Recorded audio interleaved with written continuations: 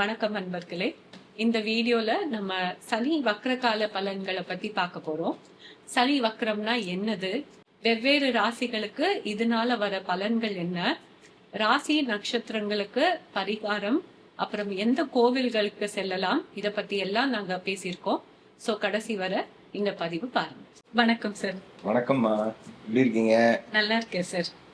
சொல்லுங்க சார். இப்போ இந்த மாசம் 26ல இருந்து சனீஸ்வரர் ஏதோ வக்ரம் ஆறாரு, டிசம்பர் 11 வரைக்கும் அப்படின்னு சொல்றாங்க. வக்ரம் ஆறுதுன்னா என்ன, அதனால மற்ற ராசிகளுக்கெல்லாம் என்ன தாக்கம் ஆகும் அப்படிங்கறத நீங்க சொல்லணும். ஜோசியம் படிக்க ஆரம்பிச்சிட்டியாமா? கொஞ்சம் கொஞ்சம் அங்கங்க கேக்குறதுலாம் அப்படியே.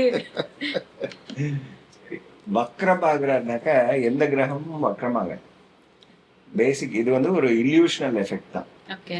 ஆனா அந்த இல்யூஷனல் எஃபெக்ட் வந்து சூரியன்ல இருந்து இருக்கக்கூடிய எவ்வளவு டிஸ்டன்ஸ்ல இருக்காங்களோ அதுக்கேற்ற மாதிரி ஒரு கிரகமும் ஒரு டைம் பீரியட்ல வக்ரமாகும். ஓகே. ஸோ இப்போ வந்து சூரியன் இருக்கிற இடத்துக்கு சனீஸ்வரர் வந்து 9ஆம் இடத்துல இருப்பார்.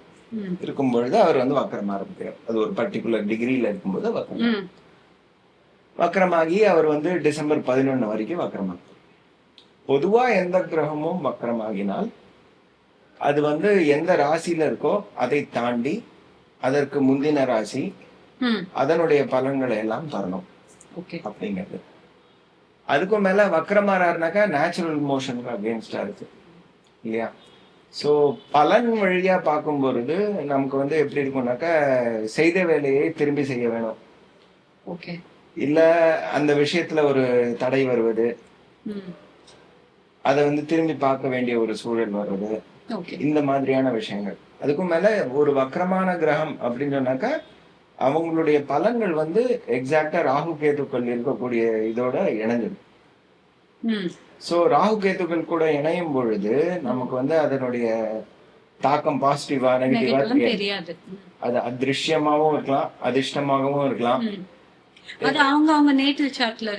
நேட்டல் சார்ட்ல எப்படி இருக்கோ அது. பொதுவா வந்து நமக்கு வந்து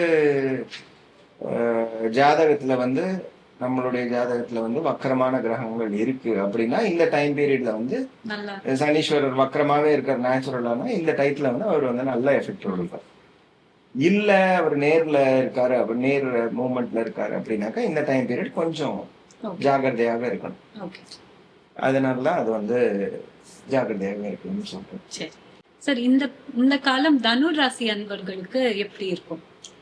தனுர் ராசி அன்பர்களுக்கு 10ஆம் பார்வை சனீஸ்வரருடைய நேர்பார்வை இல்ல, வக்கர பார்வை. இப்போ 26ஆம் தேதி தனுர் ராசிக்கு பொதுவா வந்து சனீஸ்வரர் ஒன்றும் கெட்ட கிரகம்லாம் கிடையாது. எல்லாரும் அப்படி ஒரு போர்ட்ரே பண்ணி சனீஸ்வரர் அப்படின்னு பயப்படுறாங்க சார். சனீஸ்வரர்னாலே பயப்படணும், நல்ல விஷயம் தான். அப்போ ஒழுங்கா டிசிப்ளின்டா இருக்கணுங்கிற ஒரு இது வரணும், நல்ல விஷயம் தான். மெயினா அவருடைய தாக்கம் வந்து மூலா நட்சத்திரத்துக்கு நிறைய. ரேவதி நட்சத்திரத்துல அவர் வக்கரமாகிறதுனால கேதுவனுடைய ஸ்டார்ஸ் எல்லாத்துலயும் அதனுடைய தாக்கம் இருக்கும். ரேவதி நட்சத்திரம் புதனோட ஸ்டார்ஸ், ஆமா அது எனக்கு தெரியும்பா. ஆனா இந்த கேது ஸ்டார்ஸ்ல வந்து அதனுடைய இம்பாக்ட் வந்து ஜாஸ்தி இருக்கு.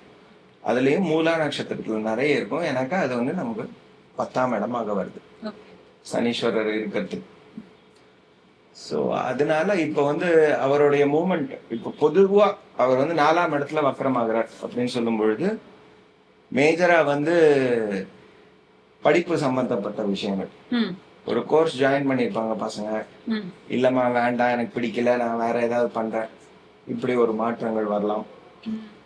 வண்டி வாகனங்கள் ஏதாவது பிரச்சனை வரலாம், வாங்கிட்டு பிடிக்காம திரும்பி கொடுக்கலாம், இல்லாட்டி இருக்கிற வண்டியில ஏதாவது பிரச்சனைகள் வரலாம். வக்கரமாகலாமா அதுக்கு முன்னாடி. பொதுவா வந்து வீடு, வாகனம், படிப்பு, தாயாரினுடைய ஆரோக்கியம் சம்பந்தப்பட்ட விஷயங்கள், சுகஸ்தானம் 4ஆம் இடம்ங்கிறது சுகஸ்தானம்.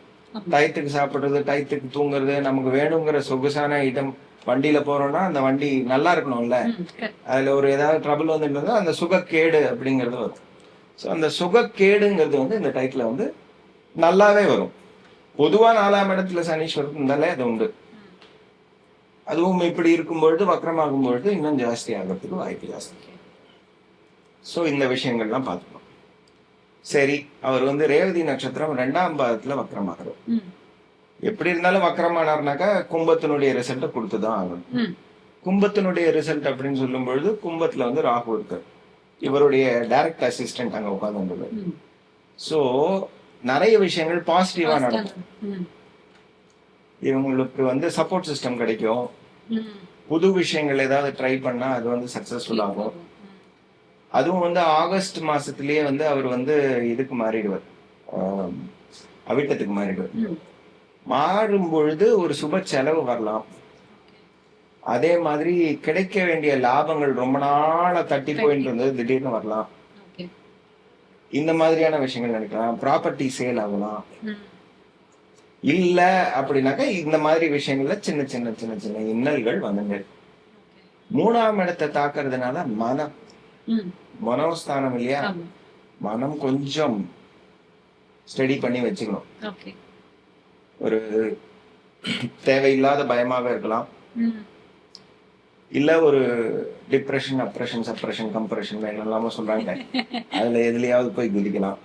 இது ஒரு பிரச்சனையாக வந்து கேர்ஃபுல்லா இருக்கணும். துர்கை வேண்டிண்டா சரியா போயிடும். துர்கை வேண்டிண்டே இருக்கணும், அவ்வளவுதான். அதே மாதிரி 2ஆம் பாதத்துல இருக்கிறதுனால வக்ரம், அதாவது 20 ஆகஸ்ட் வரைக்கும் இருக்கக்கூடிய டைம். அப்ப வந்து பொருளாதார விஷயங்கள், ஃபண்ட் ஃப்ளோ, அதே மாதிரி ஃபேமிலி விஷயங்கள், குடும்ப விஷயங்கள், இது எல்லாத்தையும் வந்து கவனிக்க வேண்டிய ஒரு சூழல் இருக்கு. அதாவது விட்டு இருக்கு, இது அப்புறம் பாத்துக்கலாம் அப்படின்லாம் தள்ளி போட்டுருந்தாங்கன்னா வேற வழி இல்லாம இந்த டைப்ல பண்ண வேண்டிய திடீர்னு ஒரு பினான்சியல் இது வரும். என்னடா இது எப்படிடா மேனேஜ் பண்றதுங்கிறதுக்கு எல்லாம் அண்டா குண்டா சட்டி எல்லாத்தையும் ஊட்டி கிருட்டி எதையாவது பண்ணி அதை வந்து சரி பண்ண வேண்டிய ஒரு சூழல் வந்து வரும். அதுக்கப்புறமா பார்த்தா தனுராசியே தாக்கும். அக்டோபர் 9ஆம் தேதி. அக்டோபர் பயங்கர ஆக்ஷன் பேக்டான மாசம். ரொம்ப தயாரா இருக்கணும், எல்லாருமே தயாரா இருக்கணும். ஆமா, வக்ரமானாக்கா உங்களுக்கு ஒரு மாதிரி எஃபெக்ட்னா மீதி பேருக்கு வேற மாதிரி, அவ்வளவுதான். சோ அந்த அக்டோபர் மாசம் 9ஆம் தேதி வரைக்கும் அவர் வந்து வக்கரமா இருப்பார் ரேவதி 1ல. அப்ப வந்து நம்ம ஹெல்த்தை நம்ம பாத்துக்கணும் தனுர் ராசிக்காரங்க. அதே மாதிரி நம்மளை நாமளே திருத்திக்கணும். ஏதாவது நம்ம தப்பு பண்ணிருக்கோம், இது பண்ணிருக்கோம், அது பண்ணிருக்கோம்னா அது எல்லாத்தையும் திருத்திக்க வேண்டிய ஒரு சூழல் இருக்கு. ஹெல்த் எஸ்பெஷலி பாத்துக்கணும் அப்படிங்கிறது கட்டாயம். தனுர் ராசின்னு சொல்லும் போது 4 குடையவரும் குரு பகவானே. அதனால தாயாரனுடைய ஆரோக்கியத்தையும் பார்த்துக்கணும். அதே மாதிரி ராசிநாதனான குரு உங்களுக்கு வந்து 8ஆம் இடத்துல போயிருக்க. 8ஆம் இடம்ங்கிறது வந்து ஆயுள் ஸ்தானம், மானம். சோ யாரு கிட்டையும் போய் வாயில விழுந்துடக்கூடாது, பார்த்து ஜாக்கிரதையா இருக்கணும். அது ஒரு ரொம்ப இம்பார்ட்டன்டான விஷயம் அந்த டைம் பீரியட்ல. குரு உச்சமாக இருக்காரு, அதனால நமக்கு ஒரு ப்ரொடெக்ஷன் இருக்கு. இருந்தாலுமே அது ஒரு சூழலை வந்து நம்ம வந்து அப்படி ஒரு காட்டிட்டு அப்படி கொண்டு போகிறதுக்குரிய ஒரு வாய்ப்பு நிறைய இருக்கு. அக்டோபர் 31 அவர் மாறிடுவார் இங்க சிம்மத்துக்கு. மாறிட்டாருனாக்கா நல்லா இருக்கும். அப்ப ராகுவையும் பாப்பாரு. அதெல்லாம் வந்து ஒரு செட்பேக் இருந்தாலும் ஒரு ப்ரொடெக்ஷன் இருக்கக்கூடிய. அக்டோபர் 9ல இருந்து 31 வரைக்கும் ரொம்ப ஜாகிரதையா இருக்கு.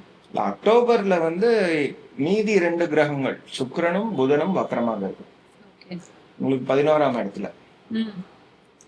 11ஆம் இடம்ங்கும் போது மூத்தவர்கள், அதே மாதிரி கிடைக்க வேண்டிய லாபங்கள்,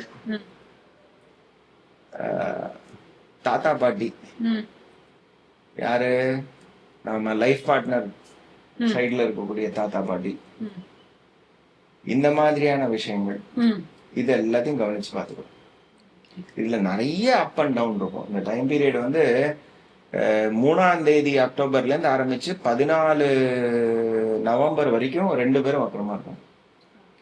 அது கன்னி வரைக்கும் போயிட்டு திரும்பி வருவாங்க.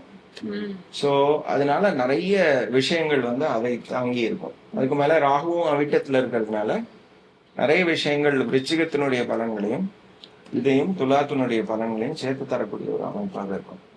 ஸோ அந்த அக்டோபர் 3ல இருந்து ஆரம்பிச்சு நமக்கு 14 14. 14 நவம்பர் வரைக்கும் இருக்கக்கூடிய காலம் வந்து ம். ரொம்ப காஷியஸா இருக்கும். ஓகே. பேசிக்கா நமக்கு வந்து சுக்கிரனும் புதனும் வக்கரம் ம். உங்க ஜாதகத்துல எல்லாம் அப்படிதான் இருக்கு. அப்படின்னா நீங்க ஜாலி பண்ணலாம். ஓகே. சரியா? ஓகே. சார், இப்போ தனுர் ராசி அன்பர்களுக்கு பலன் சொல்லிட்டோம். அவங்களுக்கு இதுல இருந்து வர இது பண்றதுக்கு நிவர்த்தி என்ன?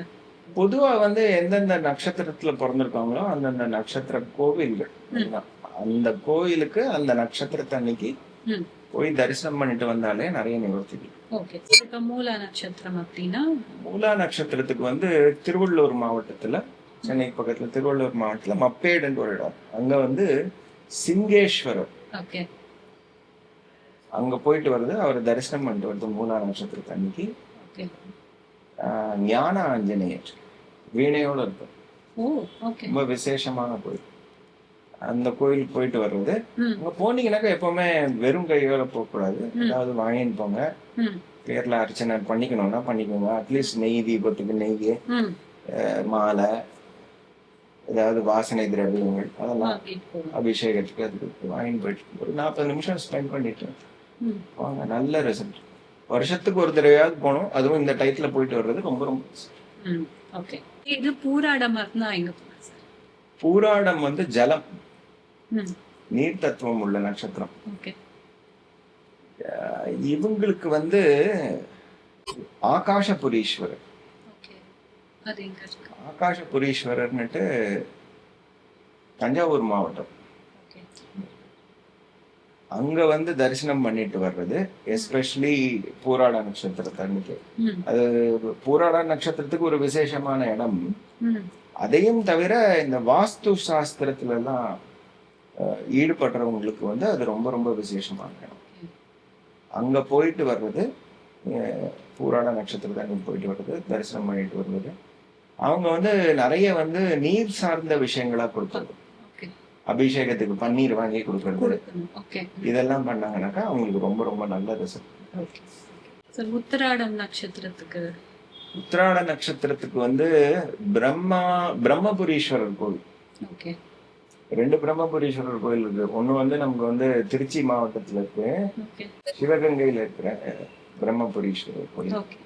போயிட்டு வர்றது இவங்களுக்கு வந்து நல்ல ரிசல்ட் தான். ஓகே. போனா எப்பவுமே ஒரு ஏதாவது பூஜைக்கு வேணுங்கிறது, மாலை, அந்த மாதிரி விஷயங்கள் வாங்கிட்டு போறது நல்லது. கோவிலுக்கு சேர்க்க வேண்டியது சேர்த்துட்டு ஒரு 40 நிமிஷம் அங்க உட்காந்து தியானம் பண்ணிட்டு வர்றது உங்களுக்கு வந்து நல்ல ரிசல்ட். Thank you sir.